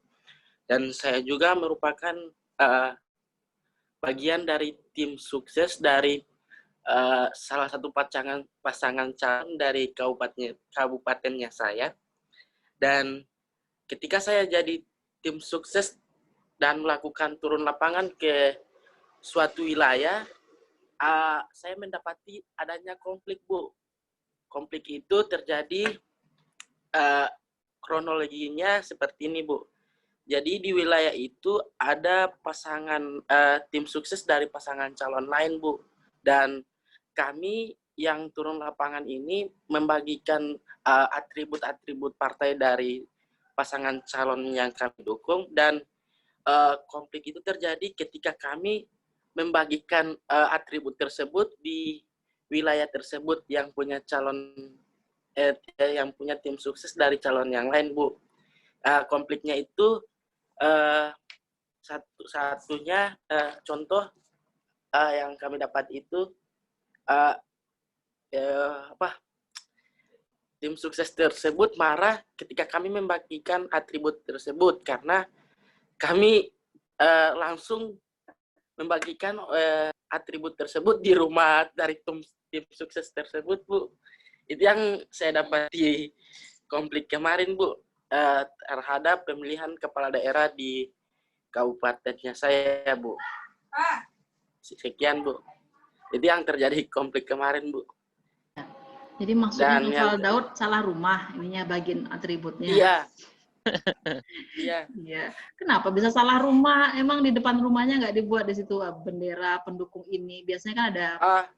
Jadi kronologinya begini, Bu. Pas kami membagikan, langsung dia orang tersebut langsung angkat bajunya dan menunjukkan pasangan yang dia dukung, Bu. Jadi di belakang kaos partai yang dia dukung, Bu. Dan orang itu tapi menggunakan bahasa daerahnya kami yang berisi bahasa-bahasa yang kurang baik, Bu. Jadi sempat terjadi pergesekan argumen dengan orang tersebut. Iya, iya. Ya, itu bisa kita pahami ya dari teori konflik yang Ibu sampaikan tadi ya. Bagaimana orang sedang memperkuat identitasnya, ini malah mau kita suruh dia pakai baju identitas yang lain, yang marah lah dia ya. Karena dia ada rasa emosionalnya ya.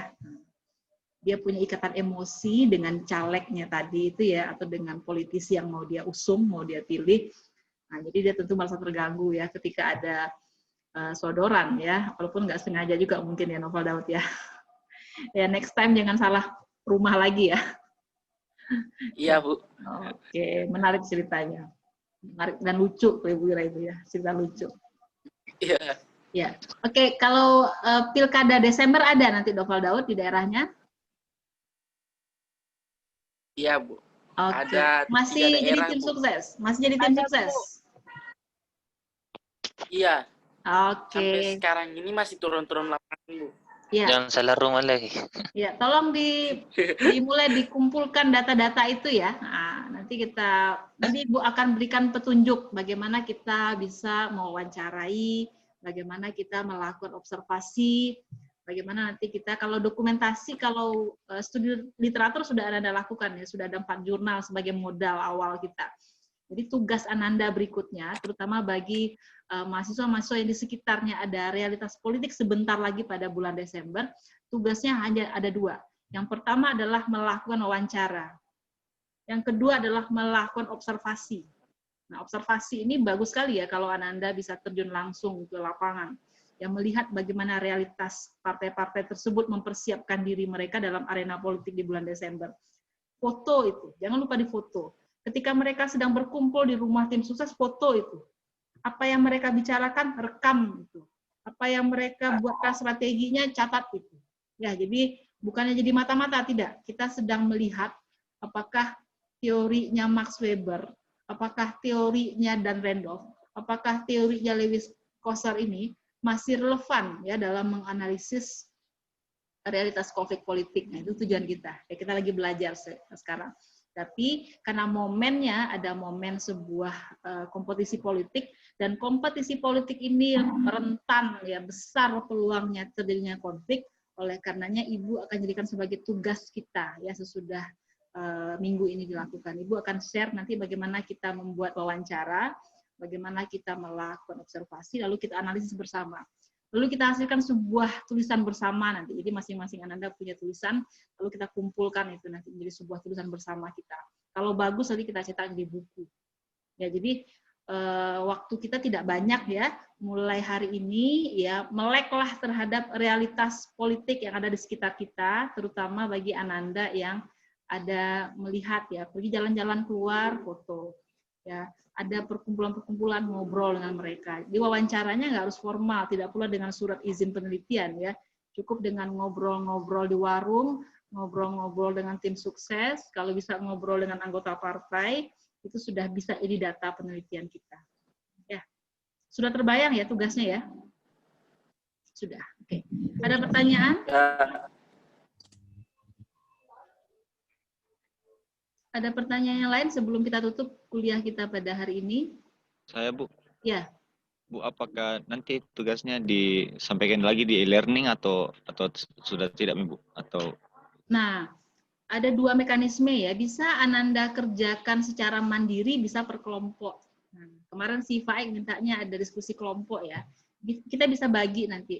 Kalau memang memungkinkan per wilayah itu bagus sekali, jadi bisa ada aktivitas kelompok. Tapi kalau Ananda hanya sendirian di daerah ini atau hanya satu orang mewakili kampusnya, berarti terpaksa bekerja sendiri. Tapi bagi mahasiswa-mahasiswa yang berada di wilayah yang sama, ya, lalu melihat realitas itu secara bersama-sama, itu bisa dijadikan sebagai tugas kelompok. Jadi Ibu perlu nanti mengidentifikasi di antara 28 anggota kelas kita, siapa yang akan bekerja mandiri, siapa yang akan bisa mengerjakan tugas observasi dan wawancara secara berkelompok. Yang diwawancarai, yang diobservasi adalah bagaimana persiapan ya partai politik ya dalam memenangkan pilkada. Itu dia objek penelitian kita, tugas kita. Ya. Ya, nanti instruksi berikutnya kita tuntaskan di WA ya, dan juga di sistem e-learning juga ya, bagaimana caranya kita membagi kelompok dulu, kemudian kita melakukan observasi dan wawancara hingga pilkada selesai tugas kita 1 bulan. Baik, Ibu, instruksinya untuk kita yang enggak ada. Iya, nanti akan Ibu identifikasi juga siapa nanti di antara Ananda yang tidak bisa observasi ya. Nah, kalau tidak bisa observasi berarti kita gunakan sumber belajar yang lain. Mungkin Ananda perlu tambahkan lagi literatur review-nya. Atau membaca koran. Atau melihat media massa. Atau mendengarkan diskusi debat yang ada di televisi. Bisa banyak sumber belajar kita ya mengenai konflik politik ini. Gunakan media yang lain. Oke, baik. Kalau tidak ada pertanyaan lagi, sekarang sudah menunjukkan pukul 12.23 ya di Kota Padang. Ya, terima kasih banyak ya. Ini adalah kelas yang luar biasa. Mudah-mudahan proses belajar kita terus menjadi lebih baik lagi. Ibu selaku pengampu mata kuliah, mohon maaf ya apabila ada kesalahan. Ibu tutup kuliah kita dengan mengucapkan alhamdulillahirabbil alamin. Wabillahi taufik walhidayah. Assalamualaikum warahmatullahi wabarakatuh. Waalaikumsalam warahmatullahi wabarakatuh. Waalaikumsalam warahmatullahi wabarakatuh, Ibu. Terima kasih. Yang Bu. Sama-sama Ananda.